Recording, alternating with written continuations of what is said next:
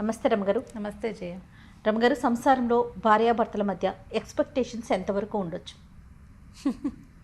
ఎంతైనా ఉండొచ్చు. ఎంతైనా ఉండొచ్చు. కాదు జయ, ఇద్దరు పెళ్లి చేసుకుంటారు. ఎందుకు చేసుకుంటారు పెళ్ళి? ఎక్స్పెక్టేషనే కదా.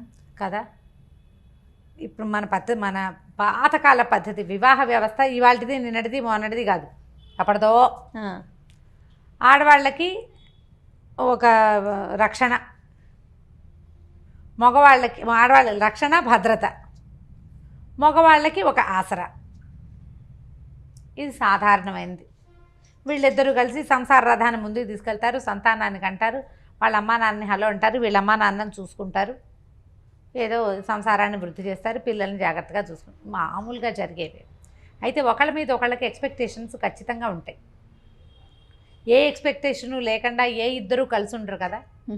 యాత్రికులు అనుకో, నువ్వు ఆ దారిని వచ్చావు, నేను ఈ దారిని వచ్చావు, ఇద్దరం కలిసి ఓ దారిని నడిచేలాం, ఎవరి దారిని వాళ్ళు పోతాం అనుకుంటాం. ఇష్టమైతే నడుస్తాం, లేకపోతే లేదు, మానిపడేస్తాం. పెళ్ళి ఎట్లా కలిసి నువ్వు ప్రయాణం చేయాలి జీవితాంతం వరకు. మీ ఇద్దరు కలిసి ఉంటే మీ ఇద్దరే ఉండరు కదా.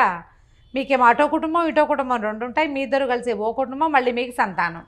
అది సజావుగా జరిగేదే. ఇప్పుడు ఇదంతా గోల్ లేకుండా జరిగిన నాళ్ళు బాగానే ఉంటుంది. ఎవరికి ఎక్కువ ఎక్స్పెక్టేషన్స్ ఉన్నా ఇబ్బంది. అసలు లేకపోతే ఇంకా నువ్వు కలిసి ఉండటంలో అర్థమే లేదు. ఏదో కొంత ఉండాలి, ఎంతో కొంత. అయితే మితిమీరిన ఎక్స్పెక్టేషన్స్ కానీ, అసలు ఒక సాధారణమైన ఎక్స్పెక్టేషన్ కూడా తీర్చని తనం కానీ, ఈ రెండు కష్టం. మితిమీరటం ఇప్పుడు ఒక సామాన్యమైన కుటుంబం, ఈ అమ్మాయికి తన బర్త్డే అంగరంగ వైభవంగా చేసేయాలి. ఓకే, ప్రతి బర్త్డేకి భర్త ఏదైనా కొనిపెట్టేసేయాలి. స్పెషల్ గిఫ్ట్లు బాగా చేసేసేయాలి. ఎప్పుడు ఏం కావాలన్నా లేదనకూడదు, కాదనకూడదు, ముద్దుగా చూడాలి, అలా ఎలాగో చూసుకోవాలి, అద్భుతంగా చేసేసేయాలి అన్నీ. ఇవి అందరు ఆడపిల్లలకి ఉంటాయి. మీకు ఉండవా అంటావు నన్ను, నాకు ఉంటాయి, అందరికీ ఉంటాయి. అవతల వాడి శక్తియుక్తులు, వాడి సమయం, పరిస్థితులు, అవకాశాలు. ఇప్పుడు ఇవి ఏంటంటే కొంచెం భార్య పుట్టినరోజు గుర్తుపెట్టుకోవాలి, పెళ్లి రోజుని కాస్త పలకరించాలి, ఏదో మరి చక్కగా మాట్లాడుకోవాలి.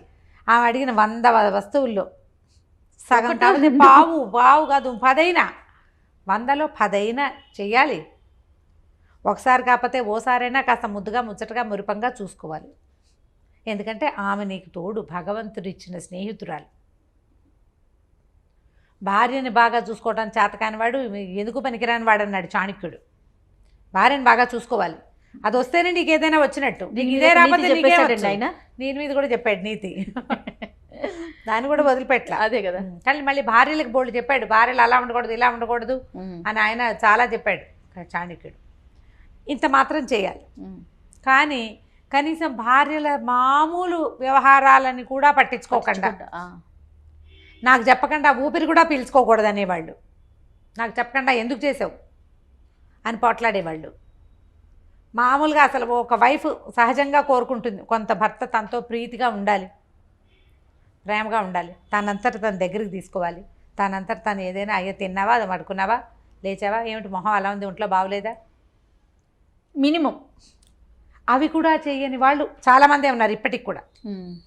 చక్కగా భార్యలతో ఫాయిదాగా ఉండి అన్ని పనులు చేస్తూ కావాలంటే ఇంట్లో పని కూడా చేసేస్తూ, పిల్లల్ని ఆడిస్తూ, ఆ అమ్మాయి ఉద్యోగంలో కూడా హెల్ప్ఫుల్గా ఉండేవాళ్ళు ఉన్నట్టే, ఏమీ పట్టించుకోకుండా పాతకాలము రైతు కుటుంబాల్లో మగవాడు వెళ్ళిపోయి ఆడవాళ్ళు పనిచేస్తుంటే పట్టించుకొని ధోరణి ఉండేది చూడు.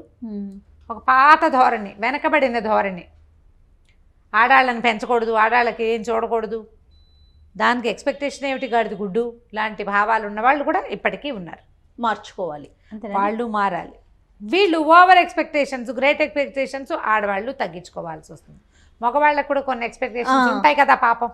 వాళ్ళకు కూడా ఇప్పుడు అమ్మాయి ఇంట్లో ఉంటుందనుకో, ఇంట్లో ఉండే అమ్మాయి అయితే తను వచ్చే వేళకి ఏదో కాస్త కాఫీయో టీయో పోయాలి, టైంకి వేళకి అన్నం పెట్టాలి, వాళ్ళ అమ్మా నాన్నని బాగా చూసుకోవాలి, తనతో బాగా ఉండాలి.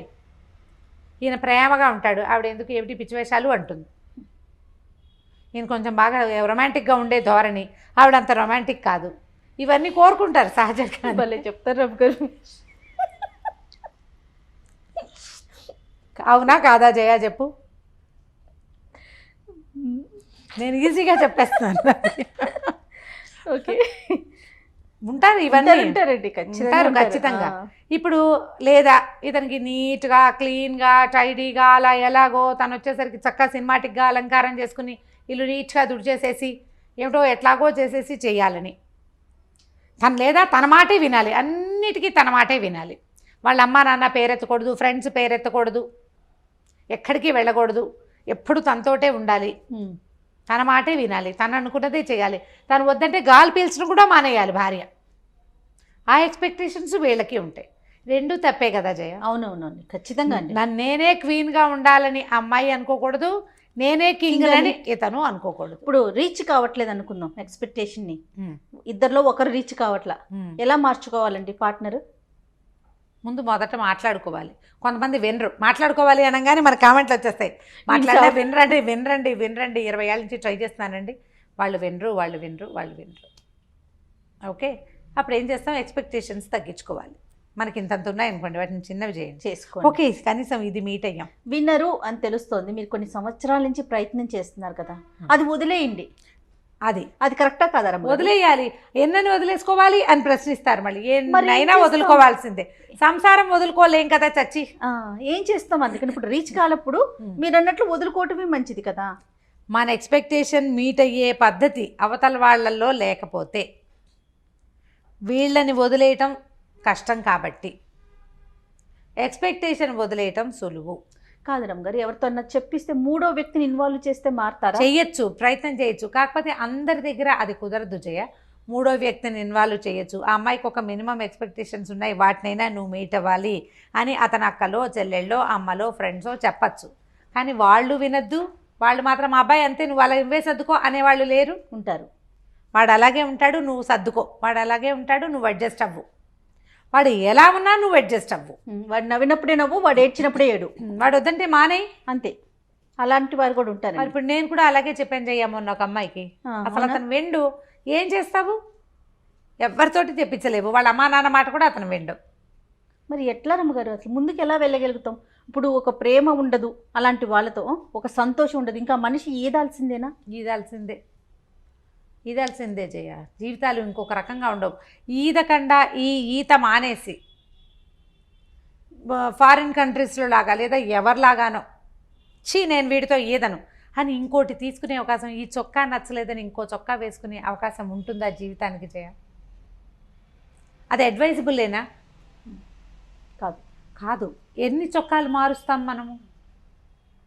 పైగా ఎప్పుడు ఒక మనిషి ఎక్స్పెక్టేషన్ని ఇంకో మనిషి మీట్ అవ్వటం అనేది తక్కువగానే ఉంటుంది, తక్కువే.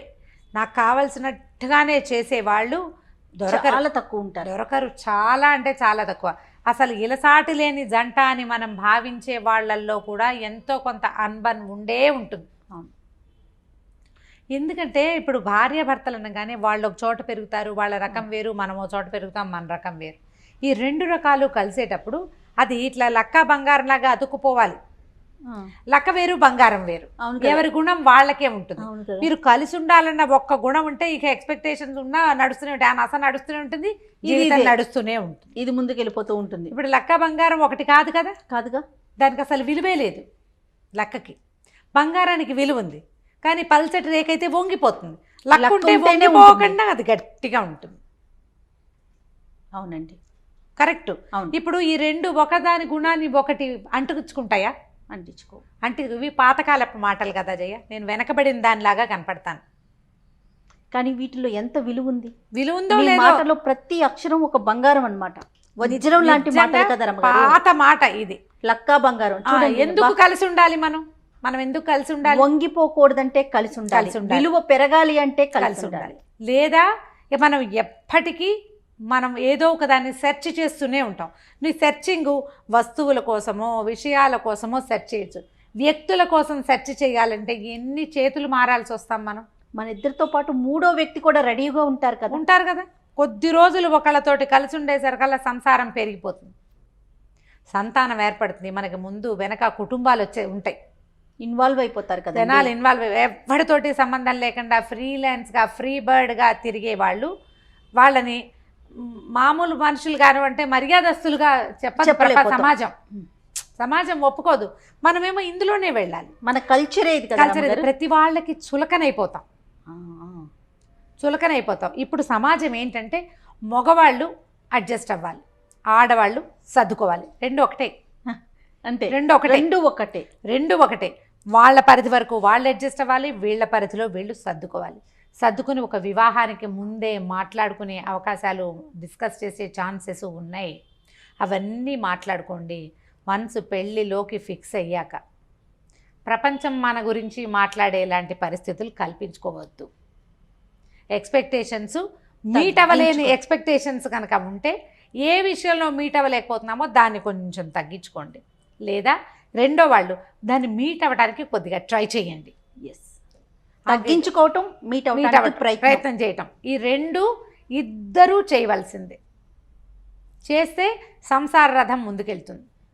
నేను అనుకుంటారమ్మ గారు, ఇలాంటి ఎక్స్పెక్టేషన్స్ రీచ్ కావట్లేదు, ఇబ్బంది పడుతున్నప్పుడు ఇటు పేరెంట్స్ కానీ అటు పేరెంట్స్ కానీ కల్పించుకోవాలి. కొంచెం కల్పించుకొని వాళ్ళిద్దరిని కలిపే ప్రయత్నం చేస్తే మరింత అక్షింతలు వేయటం, మరింత గ్యాప్ను పెంచే ప్రయత్నాలు కాకుండా అలాగే చేస్తారు. అదే జరుగుతుంది. ప్రధానమైంది మనతో ఉన్న రెండో వ్యక్తి, వీళ్ళతో ఎందుకున్నామా అని నిత్యము ఏడుస్తూ ఉంటే, నిత్యం ఫీల్ అవుతూ ఉంటే, ఎందుకు మన బతుకు వేస్ట్ కాదు? అదొక జీవితమా? అది మన పార్ట్నర్ హ్యాపీగా లేనప్పుడు, హ్యాపీ కాదు కానీ హ్యాపీగా లేకపోయినా పర్వాలేదు, ఏడుస్తూ ఉంటే బా భరించలేనితనం. ఆ బంధమే అనవసరం కదా. ఈ అనవసరమైన బంధాన్ని ఎందుకు కొనసాగించాలని అవతల వాళ్ళకి అనిపించడం ఎంత న్యాచురల్. ఇప్పుడు నా బొట్టు నీ బొట్టు అని చెప్తే ఏమంటాం మనం? ఫ్రెండ్స్ ఏమంటారు? ఏచి ఇంకా వీళ్ళతో ఎందుకు, ఈ అమ్మాయితో ఎందుకని మగవాడి ఫ్రెండ్స్ అంటారు, ఈ మగాడితో ఎందుకని అమ్మాయి ఫ్రెండ్స్ అంటారు. చెరో పక్కన లాగుతారు. ఇక్కడ అడ్జస్ట్ అవ్వాలా, ఇంకో చోట అడ్జస్ట్ అవ్వాల్సి రాదా? కానీ కాదు కరమ్మ గారు, ఆ మనిషి యొక్క ఘోష ఎంత కొట్టేస్తుంది, ఎంత బాధ అనిపిస్తుంది కదా. యువతల మనిషి మీకు అది ఎంత తగులుతుంది కదా. ఎంత తగులుతుంది, ఎంత బాధ, ఎంత హింస. పోనీ నువ్వు ఇక్కడ సరిగ్గా లేవు, రేపొద్దున ఇంకా కొంచెం జీవితాలు ముందుకెళ్ళావనుకో, అక్కడ అబ్బో ఓసారి ఇలా అయ్యింది, ఈసారైనా సర్దుకోవాలనిపిస్తుంది. నువ్వు మొదటే ఎందుకు సర్దుకోవు? నువ్వు ఆ సర్దుకోవటం మొదటే ఎందుకు చేయకపోతావు? ఇంట్లో వాళ్ళు కూడా ఒక పెళ్లి ఫెయిల్ అయింది, రెండో పెళ్లి చేసాం, ఇప్పుడైనా సర్దుకోవాలనుకుంటారు. మీరు మొదట ఎందుకు సర్దుకోరు? వదిలించేసుకోవాలని చూడటం, రెండోసారి పూర్తిగా అడ్జస్ట్ అయిపోవాలని చూస్తారు. అవును, అది కూడా జరుగుతుంది. మొదటిసారేమో చాలా చూస్తారు, రెండోసారేమో డిపెండ్ అయిపోతూ ఉంటారు. అది కొంచెం ఆలోచించండి. కుటుంబాల్లో ఆలోచించాలి, పెద్దవాళ్ళు ఆలోచించుకోవాలి.